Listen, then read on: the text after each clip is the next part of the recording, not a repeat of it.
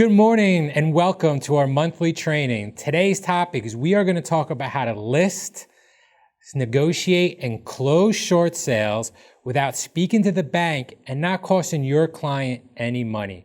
Hi everyone, it's Carl Sanfilippo with Remax First, and I am passionate about short sales as I have done a lot of short sales over my real estate career. And what I have done is learn how to prospect and create systems to handle a large volume of short sales that I want to pass on to you. First and foremost, these are three things that we're not going to be covering today. We're going to not be covering the most effective way to sit on the phone and hold on to hours dealing with negotiators for the lender. If anyone has ever tried to negotiate their own short sale, you know you can spend hours on the phone dealing with a negotiator and spinning your wheels. Now, to me, when I look at my time, I do not see this as the most effective way in my time, spend my time. I would rather spend those hours going out and looking for new ways to get business. Some agents really enjoy this part with the negotiations. Again, I'd rather take that time to find new business. So we're not going to go deep on how to negotiate your own short sales, because to me, it's tough to scale if you're negotiating every single one of the short sales yourself. Two is dealing with a third-party negotiator. Who here has made an offer on a short sale and there's a third-party negotiator that they try to have your buyer pay for, or they try to take it out of your commission? To me, a third-party negotiator, while they can be good, can sometimes make the deal more complicated trying to figure out how to negotiate the third-party negotiator because they can't be compensated on the HUD. So we're not going to dig deep into third-party negotiators, as I personally think that's not the strongest tactic on how to scale your short sale business. Lastly, we're not going to talk about avoiding short sales. When I was an agent, I used to walk around the office and I used to hear agents say all the time, like, oh, no, they're underwater, it's a short sale, I'm not going to handle that. I used to tell those agents I would be more than happy to handle your short sales for you and pay you a referral fee. We're going to get into that a little bit more, but really by the end of this training, I want you to feel confident that not only if a short sale comes to you, that you're going to be able to handle the short sale and you're going to start looking for more short sale opportunities. What I want to talk to you a little bit about today is the future of housing. Here in New Jersey, you can tell by this map, we are one of the top 10 states right now in foreclosure rates. As we're recording this, we're in the middle of the COVID-19 pandemic. So foreclosures have been stalled, but what's happening is we are just mounting up more people who might go to foreclosure. So New Jersey at one point this time last year was maybe number 1 or 2 in the country. Right now we're in top 10 of the country because COVID-19 is having a rapid effect throughout the country. So this is a good time to get comfortable with short sales, be confident in the short sale prospect. So in the next year, year and a half, when short sales might come back, you're in a position to capitalize on it. One thing I want to talk about is prospecting for short sales. So a little bit of my story. I got into real estate in 2007. I started doing REO properties. I built a pretty large REO business in 2008 when the market crashed from 2006. So I built a lot of REOs, but then what happened in 2009 is the REOs stopped. We were getting so many REO assignments a month that we had such deep relationships. And then there was a robo-signing scandal, I want to say, that came out. And it was like the faucet was turned off and REOs were done. So in around 2010, with my REO inventory shrinking, I said, what can I do to generate more business? Because to be frank, I was bored and I wanted to build more business. So I was dealing with REOs, is when the bank foreclosed on the property. I said, I know how the banks work. I know what sort of paperwork they look for. Why don't I start targeting short sales? So instead of me handling the properties on the back end for the front, let me help homeowners who are facing foreclosure. And what I really liked about short sales was, to me, it was a lot less time than a regular residential listing. When I would go in on listing appointments, I didn't really have to argue price that much. Commission was paid for by the lender at closing, which we'll get into a little bit more. So what I did was I ended up scaling to where we did about 50 short sales in 1 year. And I did this where I had systems and I had my time. And we handled short sales throughout the whole state of New Jersey for properties as low as $40,000 to $1 million properties. So first tactic about dealing with short sales is your sphere of influence and referrals. So your sphere of influence is you might have sold somebody a house during the height of the market who fell on tough times and needs to do a short sale. And the short sale they feel is the best option for them. So I put out there to my sphere that, hi guys, I've become a short sale specialist. I handle these type of properties in case you know anyone who might need these services, and you generate referrals. I used to prospect agents and say to agents, hey, listen, I know you might not be comfortable doing short sales. If you want, refer me the short sale leads you have, and I will pay you a referral fee, and I will take care of everything. And I became a go-to person for other agents who didn't want to handle short sales. So just like you build any other business, your referrals and your sphere of influence can be a great source of your business. Secondly, attorneys and mortgage reps, divorce attorneys, real estate attorneys, mortgage reps. Mortgage reps get leads from people who might want to look to refi, and they can't do a refi, and they decide a short sale is their best option. You might deal with a divorce attorney, a real estate attorney with a past client. Someone might reach out to them and say, hey, I'm in this situation. I think I might have to do a short sale. And you can get those referrals. So the attorneys and mortgage reps are just another part of your bucket to generate leads. Mailers, Liz Pendant's list, and share sale listings. So what happens is in New Jersey, when somebody starts missing their mortgage payments and the bank starts the foreclosure process, which could take a year, they file what's called a Liz Pendant. This is public information. You're able to use services like Realist, part of the MLS, Remind, or you're able to buy lists with people who have been served a Liz Pendant. These are lists of individuals who are behind on their mortgage. Again, this is public information. And you can do mailers to this Liz Pendant's list. And you can put tracking numbers. I mean, we're not going to go that deep into it. But you could do mailers. And in those mailers, you can have them either call you or go to a website that's specific about short sales.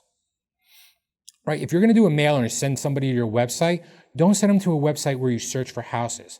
Send them to a landing page that's all about short sale and is a resource for short sales where you can provide valuable information. Next, you have the same Liz Pendant's list. If you're going in a very tight circle, tight areas, you could door knock and offer some value. Hey, I help people who might be in a situation in case you don't want to give them something of value. You could do door hangers. You could do the same steps you would on typically a residential real estate listing with your Liz Pendant's list. SEO, Google pay-per-click, and Facebook ads. So if you have a website, New Jersey Short Sale Specialist, shortsalespecialist.com, whatever the website might be, is you can have services that will help you rank in Google on the first page. So a lot of times what happens is the homeowner will call the bank will say, hey, listen, you can either do a loan modification or you could do a short sale, and you should find a short sale specialist. So what happens is when they get off the phone with the lender and they're exploring their options on a short sale, they might go into Google or Bing and type short sale specialist. Is your website popping up? You could pop up in a couple of different ways. You could pop up with SEO, search engine optimization, or you could do Google pay-per-click ads. So when people type certain terms in certain areas, your ads pop up on the top of Google. Lastly, you could run Facebook ads. Are you underwater on your mortgage? You could target areas. Again, connecting them to a landing page. Then once you get these leads, you should have them go into a CRM and you should market to the leads.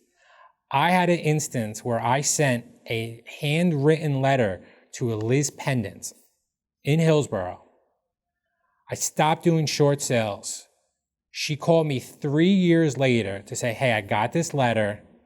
I need to do a short sale. And for some reason, I've kept this letter. because I felt like I might need it at some time. So, right, you can't measure the immediate response. Did you send a mail and get a call? Because some people might be hanging on to that. I always say you get attached to the process of prospecting. Don't get attached to the immediate result. Right? You don't have to do all these different ways of prospecting for short sales, but what you have to do is pick one or two and do it well. Right?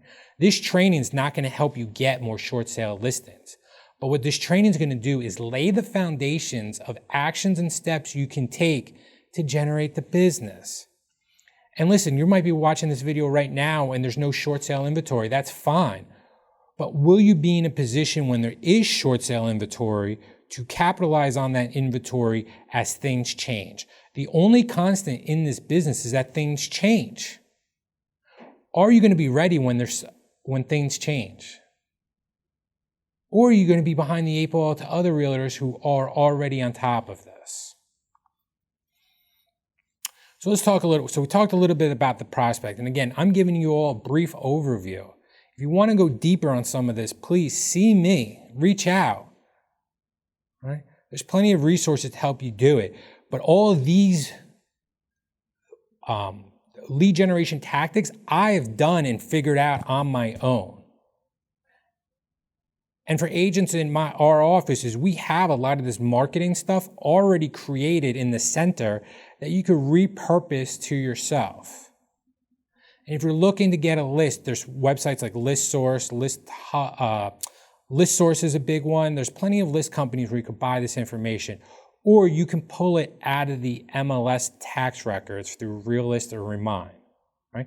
The information is there. It's just what you do with it. Right?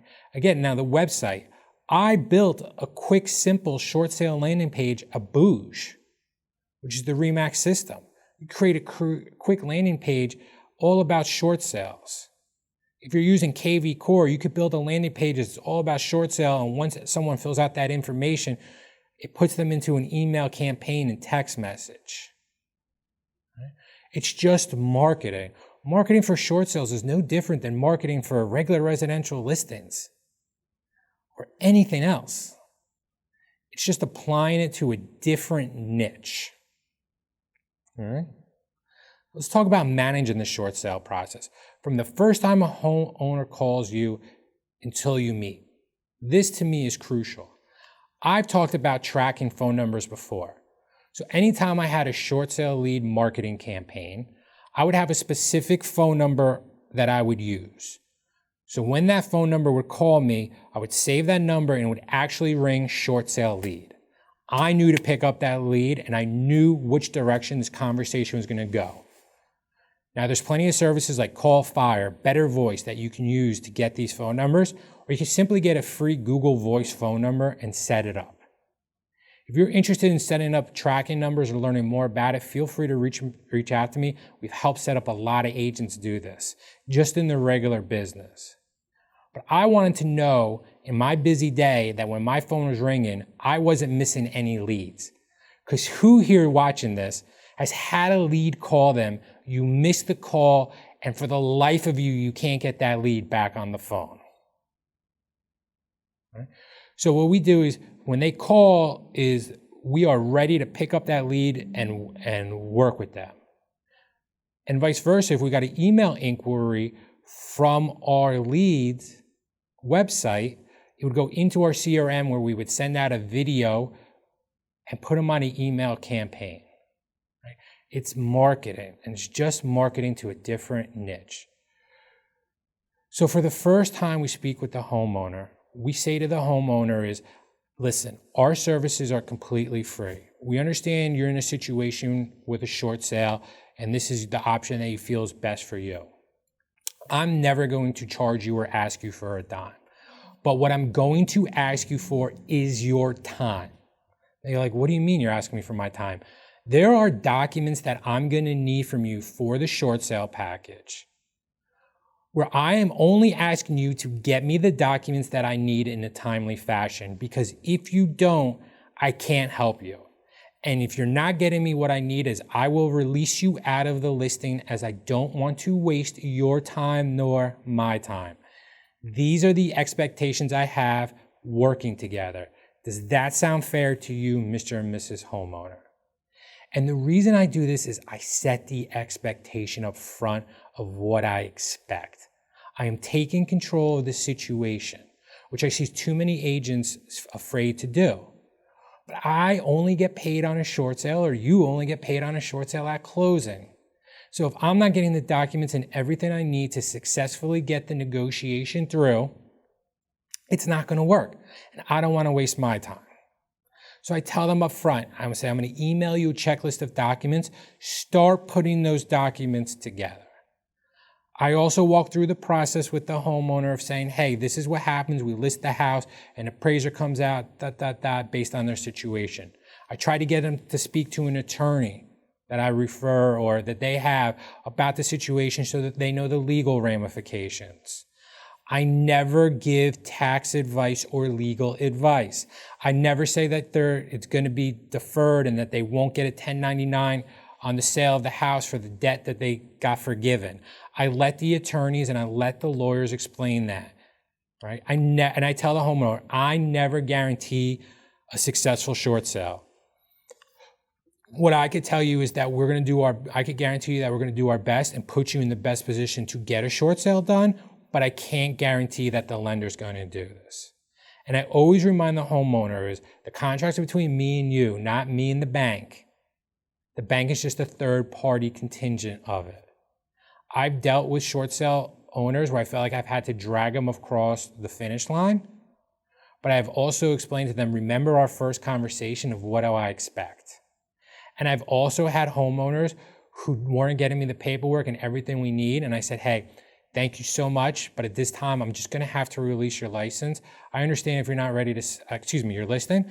I understand if you're not ready to do a short sale, but I can't keep trying to help. You can't help someone who doesn't want to get helped. So I set that expectation. I tell them, I'm going to be coming out to your house on whatever date we agree upon, okay? What I need from you there is I need both people, whoever has the authority that must be on the listing agreement there. I'm going to take pictures. I need the house ready for pictures. Will you have that all done by Sunday at 3 o'clock or whenever we're supposed to meet? Yes, great. People say, well, why do you do that? Is when I go to that house, I want to get all my paperwork signed that I need, any third-party authorizations, anything that I need signed. And I would show up with the listing agreement, everything I needed signed with stickers that would say sign here, sign here, sign here, sign here. All I wanted to do was fill out the price, the begin date, the expiration date, and I had it down where I would go to the house and within an hour I'd be in and out. Pictures taken, lockbox on the house, educating the seller about what's next. Because again, time.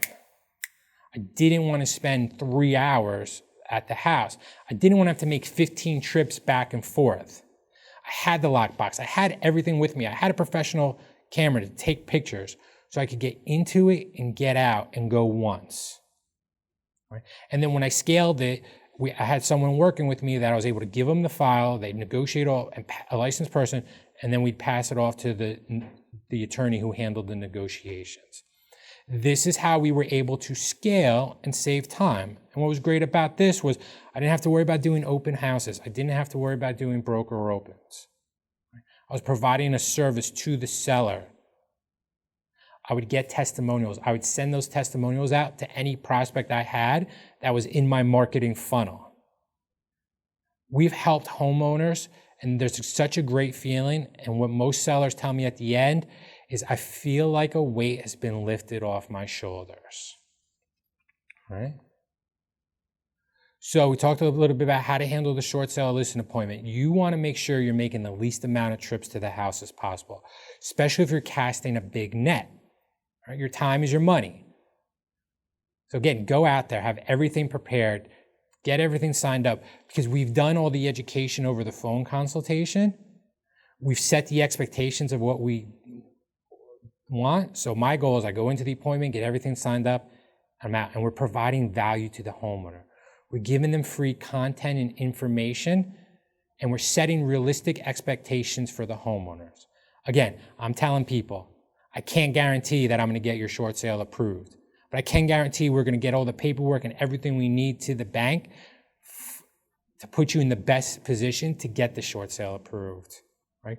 I've heard agents before say, oh yeah, I've dealt with that bank. I could guarantee I could get your short sale done. That to me is a red flag, because what happens too is when you take a listing for a short sale, I always say run a title report. You want to know what liens are against the homeowner on the property, because there could be excessive amounts of liens. You know, I dealt with somebody who had a lien for $60,000 to a casino. I'm sorry, sir, but I'm probably not going to be able to get this short sale done. Right? Set the right expectations. Be there for the owner. Answer their questions. Be a consultant. So let's say we have the house on the market. Great, we got a contract. We think it's a realistic contract that's at a fair market value. I was never a huge fan of let's just submit whatever to the bank and see if we could get it approved. Because again, I didn't want to waste my time. I wanted to submit a contract that me and the homeowner thought was realistic to be able to close. Throwing a lowball offer that has a very, very low chance of getting approved is not doing anybody a favor, because you're wasting time on the negotiation. And if they give you a price that they would approve, that price is only good for a certain amount of time. So the next process is, we've already been prepping the homeowner on the documents and everything they need. Now that we have the contract, we have all the documents together, we then submit it to the bank. I would partner with some attorneys and whoever else to help negotiate, right? Because again, to me, it wasn't the best value of my time. My best time was set it all up, hand it off to a person who was better at negotiation than I am. But I would give them the file to be able to submit with third-party authorization forms and everything else you need to submit to the bank as bank statements and everything else. Now, every bank is different, so I'm just using this as a general education. But we submit that to the bank. The appraiser comes out, or they send an agent to do a BPO. I always like to meet the appraiser or the other agent doing the BPO. I like to have some comps of why we came up and we thought this offer was a realistic fair market value. Because again, we only have one chance to justify our value. So I like to meet them at the property. And I explain this process to the homeowner. And then you come back with your value, and either the buyer has to counter it, it's accepted, or whatnot. But again, if you make a process, that is how you scale short sales. You can scale a large inventory of short sales. You can scale a large inventory of residential listing. But you have to have some systems, and you have to be conscious of your time. For me, short sales was well worth it the way we scaled it, because I was able to leverage and free up my time and do a large amount. So that's a little bit about prospecting and a little bit about how to scale around your short sales. If you have any other questions, feel free to reach out to me direct. But next is our special guest, Bill Sokol. Bill is an attorney here in New Jersey who handles multiple states, and he has closed thousands of short sales. And he's going to talk to you a little bit about the negotiations and how to deal with the bank. So I hope you found this useful, and I'll see you soon. Carl, thank you for that wonderful introduction. As Carl mentioned, my name is Bill Sokol, and I own the Sokol Law Firm. We've been in business for over 13 years as a full-service real estate law firm. As a full-service real estate law firm, we handle every matter you would expect a real estate attorney to handle. So we represent buyers and sellers in residential real estate transactions. We draft and review contracts. We do lots of deeds. We used to go to closings when we were allowed to go to closings. A little bit of that has changed with the way the world is now. But what I'm really known for is doing short sales. And since I started doing short sales over 10 years ago, or at least since I started keeping count, we've closed over 2,000 short sale transactions. So a lot of agents might ask me, Bill, why are we talking about short sales right now? People are paying over appraised value for properties. We're getting into bidding wars on properties. I believe that is all about to change. The chart I'm showing on my next slide represents the unemployment level in the United States for the last 50 years. You'll notice that for the most part, unemployment has remained at or around 500,000.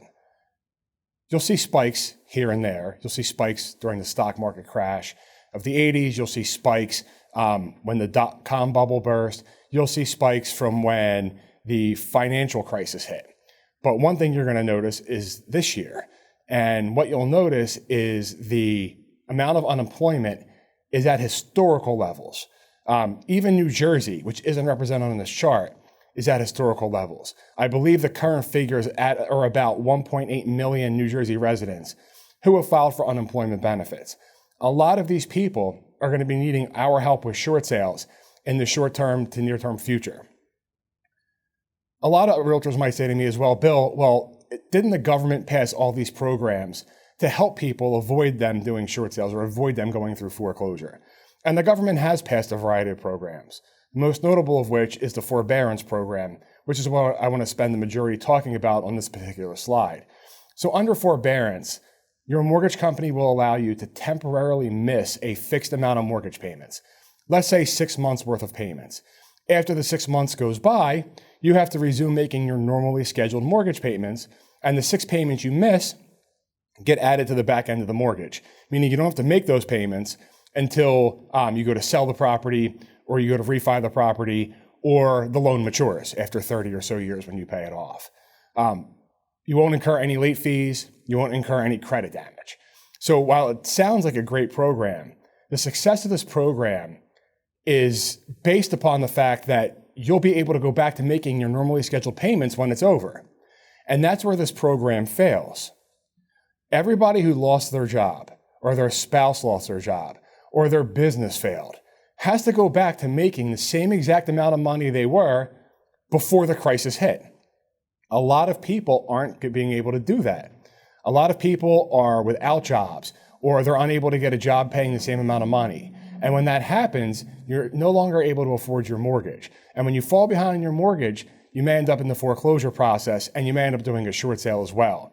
The clients who are coming out of forbearance are going to be the main targets we have for processing their short sales. They're going to be our main client base in the next year to 2 years, because those are the ones who are going to be behind on their mortgages.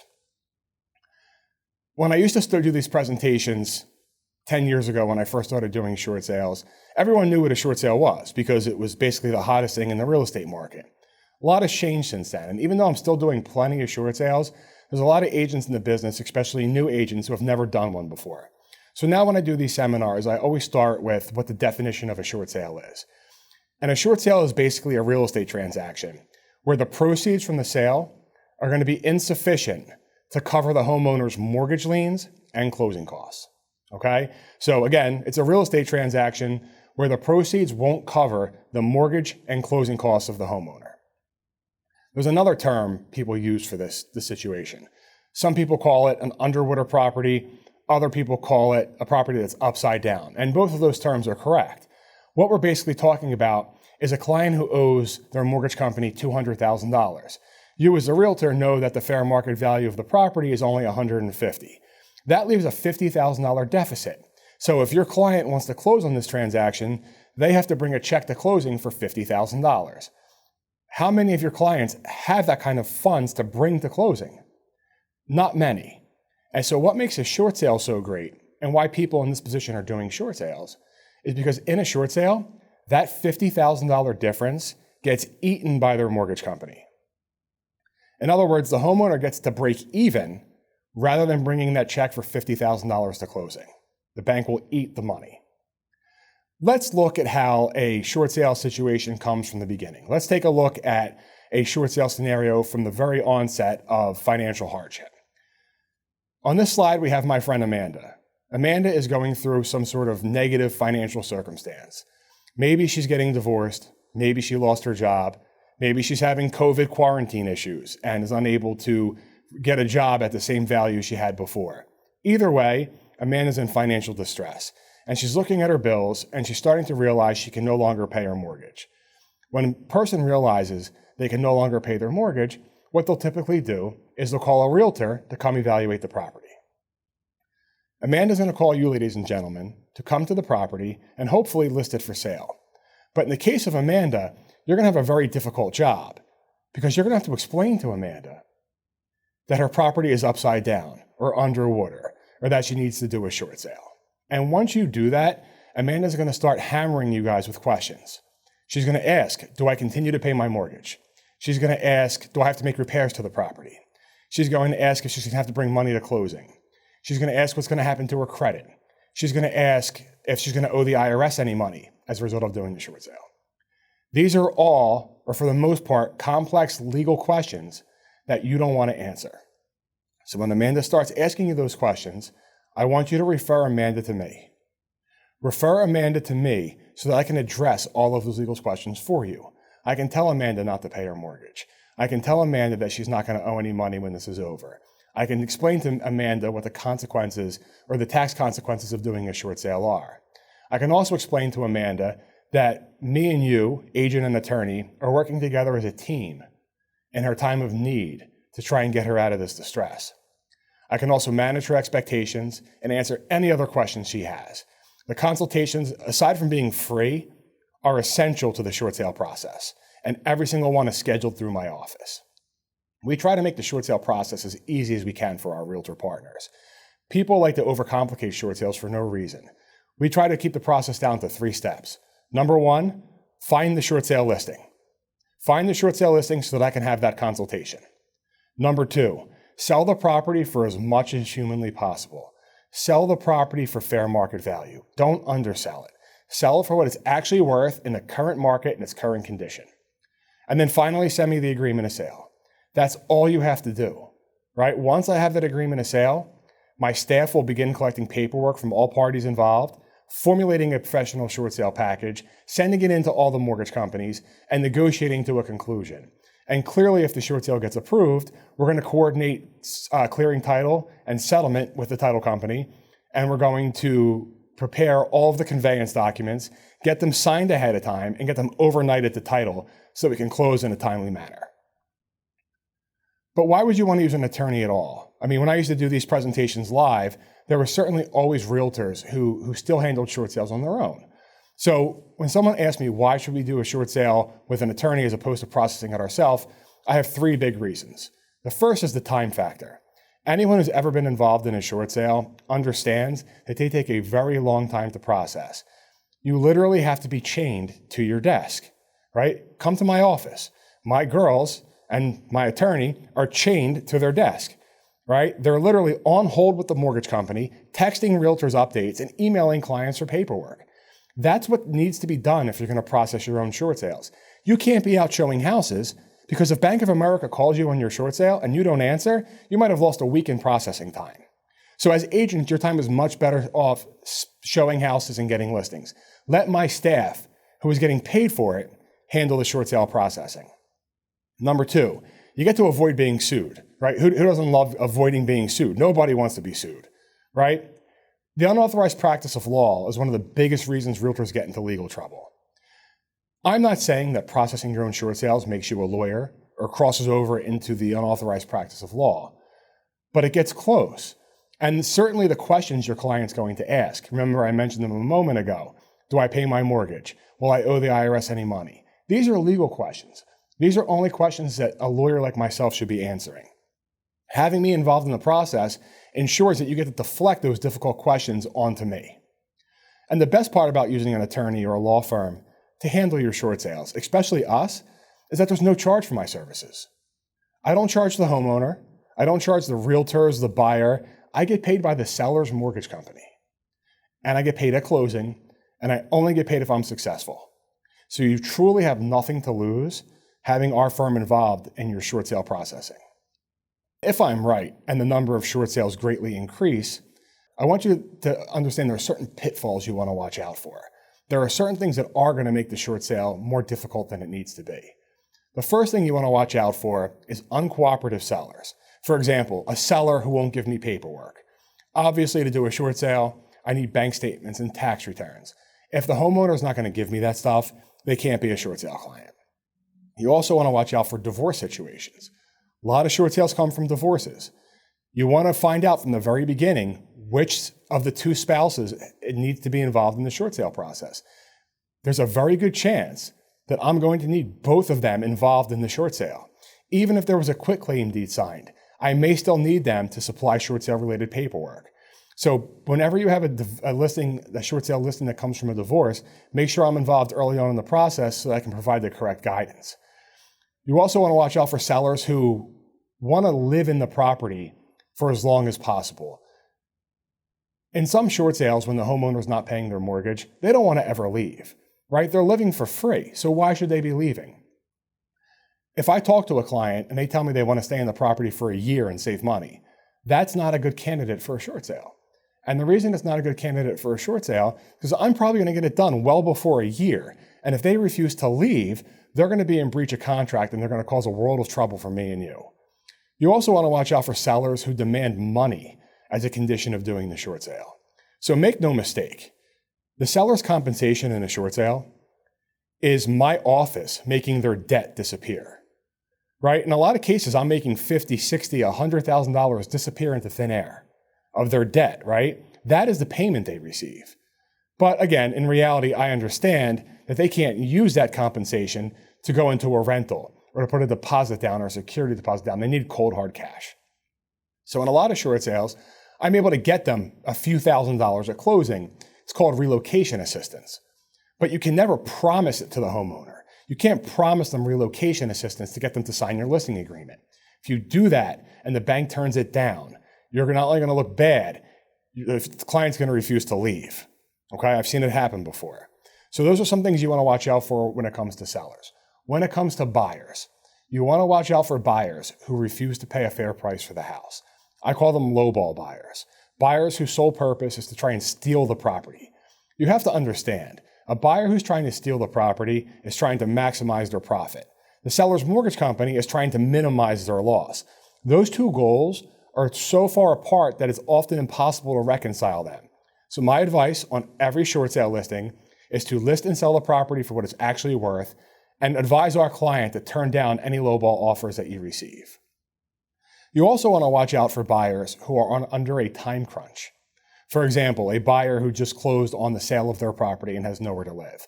A buyer who has a lease that's about to expire and needs to be in the property. These are bad buyers for short sales. And they're bad buyers for short sales because I'm not going to get it done in the time frame that they need. Buyers may also need too much in closing cost assistance or a seller concession. You got to remember, in a short sale, that money comes from the mortgage company or the seller's mortgage company, not the seller themselves. There are lots of rules regarding what kind of seller assist for closing costs is going to be allowed for a buyer in a short sale. You're welcome to call me on every single file you have, and I'll give you direct advice on that particular file. However, in lieu of that, and for the purposes of keeping this presentation neat and short, never go over 3%. I will get 3% seller concessions approved more often than not. You agree to more than 3%, the chances become drastically reduced, okay? The final thing I want you to watch out for is properties that have scheduled sheriff sales. This isn't really a big deal right now because for the most part, foreclosures and sheriff sales are on hold. At some point, that moratorium is going to be lifted and the market's going to be flooded and the courts are going to be flooded with foreclosures. And when that happens, the sheriff sales will be scheduled because the sheriff sale is the very end of the foreclosure process. I'm not telling you to avoid homeowners who have scheduled sheriff sales. I'm just telling you to let me know ahead of time because it puts a massive time crunch on the transaction and it does slightly reduce the chances of me being successful. Those are my common pitfalls. What about some helpful tips? What are some things you can do to increase your chances of success? Number one, I mentioned this before, selling the property for fair market value. Don't list it too high, you're just wasting your client's time. Don't list it too low because you're just wasting your client's time. List it for what you believe is fair market value and lower it every 21 days until you get a solid offer. As I mentioned before, we want to recommend to our sellers to reject any lowball offers that come in the meantime. The valuation. In every short sale that I've ever done, the seller's mortgage company has done some type of valuation on the property. When I say valuation, I'm basically meaning an appraisal or a broker price opinion or something along those lines, right? The mortgage company is sending a human being to our client's house to find out how much the house is worth. Think about how important that is to this short sale. This is your chance to make an argument to a human being who has power in our transaction. This is your chance to defend the price at which you sold the property at. If they ask for interior access, don't just give them the lockbox combo. I want you to show up for the valuation. And I want you to bring things with you. I want you to bring comps. I want you to bring a copy of the contract. If you have any repair estimates, I want you to bring those as well, or a home inspection, bring that. And I want you to bring a box of donuts from Dunkin' Donuts, okay? And I want you to try and give this to the person who's doing the valuation. Maybe they take it, maybe they don't. But by showing up and providing this information, if they do in fact take it, you're giving us a much better chance of success, because that person may now go back to the bank and say, oh, Carl was right. This property is worth 200 grand. And when they report that price to the bank and you sold it for that same price, the chances of the short sale being approved are greatly increased. And finally, I want you guys to push your title company. I understand that you guys have an in-house title company. It's one that I frequently work with as well. It's extremely important to me to be able to work with title companies that I have a good reputation with in short sales. And the reason this is important to me is because I want to order it as early on in the process as I can. Without having a title commitment early on in the process, I'm relying solely on what the seller has told me are liens against their property. And while they're probably right 90% of the time, there is 10% of the time when they're incorrect. And when they're incorrect, it causes massive delays in the short sale process. So having an in-house title company, you should be using it to your benefit. The second reason why I like working with title companies that I have a good relationship with is that they won't impose additional conditions getting us to closing. Trust me, short sales are a constant fight. We're fighting with our seller to list it, fighting with our seller to give me documents. We're fighting with the buyer to stay interested in the transaction and wait. We're fighting with the bank to approve it. Once my job's done, the last thing I want to do is now fight with a title company to get to closing. And believe me, I do it a lot, right? So working with title companies that we have a good reputation with is going to make it easier to get to closing after the short sale's been approved. Now look, I understand we're representing the seller. We can't force the buyer to use our title company, but we can ask them. We can ask the other agent, hey, look, it's important to the attorney that we use our title company for this transaction. We need to get it right away. Or, we need to ensure that closing goes smoothly. However you want to explain it. Just don't force anybody to use them. Just ask nicely. You'd be surprised how many deals I get to control title, even when there's a buyer's attorney, just because it's a short sale and I have the expertise in the matter. So do the best we can to use our title companies. Legal ramifications of doing a short sale. The reason I go over this with agents is not because I want you to go out and give this legal advice to your clients. Remember, I said I don't want you to do that. But each of these legal ramifications that I'm going to go over contains a key agent takeaway. Each of these items contains something that I want you to remember when you're doing your short sale listings with my office. The first thing I want to tell you about is credit damage. When a homeowner does a short sale, they're going to have credit damage. They're going to have credit damage from the missed payments. They're going to have credit damage from the short sale itself. Okay? The reason I'm telling you this is because they're not going to be able to get another mortgage for a couple of years. And what's important for you to understand as agents is that if you take a short sale listing and the homeowner tells you explicitly that after the short sale's done, they want to use you to go buy a house, that should raise an immediate red flag to you, and you should have them call my office right away, because they're not going to be able to immediately buy a house. And we may need to have them do the purchase before the short sale. But only I can evaluate them for these things. So it's important to remember that the credit damage does come from the short sale. And if they plan on buying in a short period of time after the short sale is over, they need to call me to consult on it.